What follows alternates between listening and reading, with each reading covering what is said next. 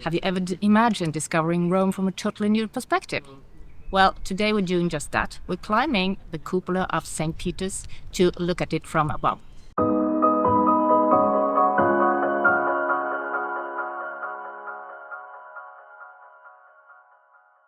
Welcome to Roadmap to Rome. I'm Pernille, and today we're discovering new and exciting things to do in Rome. When we're going to visit the Dome, we enter the church from St. Peter's Square and queue at the normal entrance through the checkpoint and make our way towards the church.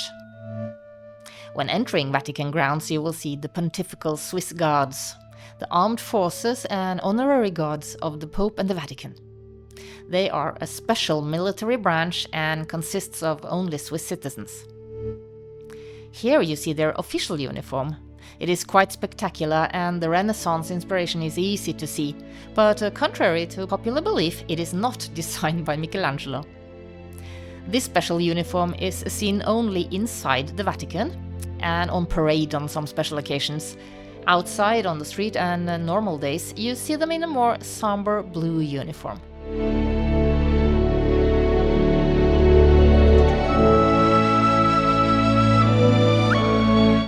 When you reach the church's entrance, you follow the signs for the cupola, which will be either on the left or the right-hand side of the Basilica's main doors.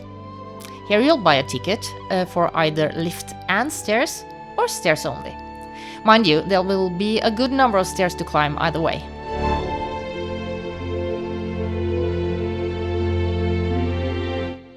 The elevator will take you up to the first landing, which is at the bottom of the Great Dome. Here on the roof, you can also find a little coffee shop. Before you enter the dome, you can enjoy some spectacular views of the cupola from this level.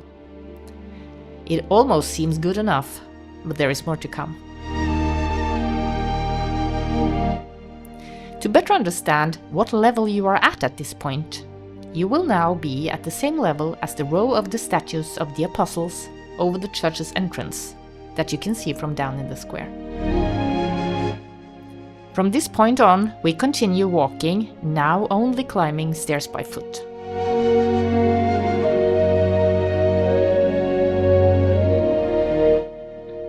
Inside the building, we are also inside the cupola, and we start to see the curving.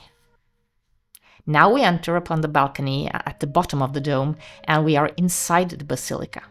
It is amazing seeing the cupola so close.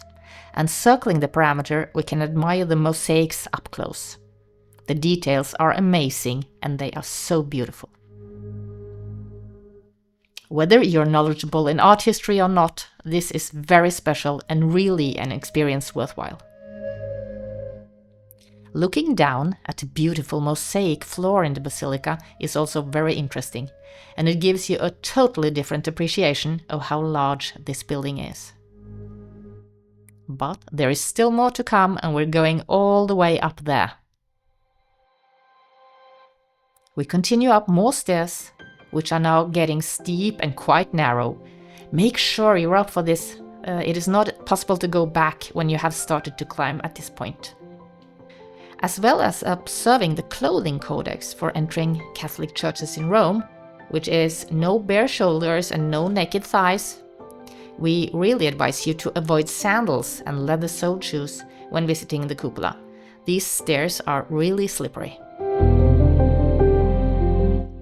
Take a moment to enjoy the view as you're climbing. This is really an adventure.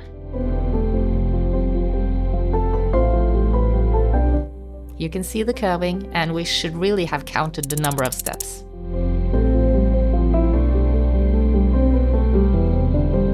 As we move on, the stairs are getting even more curvy and narrow, and we understand we're getting close to the top. Wow!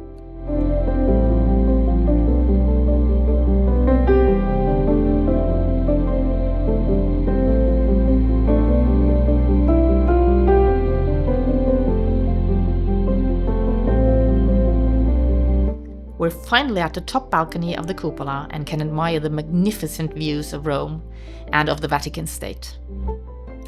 The Vatican is indeed a sovereign state inside the city of Rome, even though quite small, only approximately 49 hectares, which is 121 acres. and with a population in 2023 of 764 people, one of which, of course, is the Pope.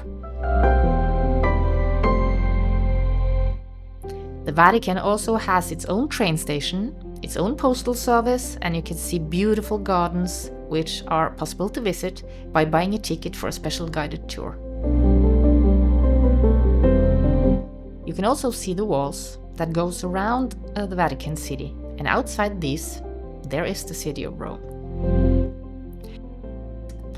From up here, the Vatican Museums looks rather small, and the Cortile della Pigna, which is so large when you're down there, looks positively miniature.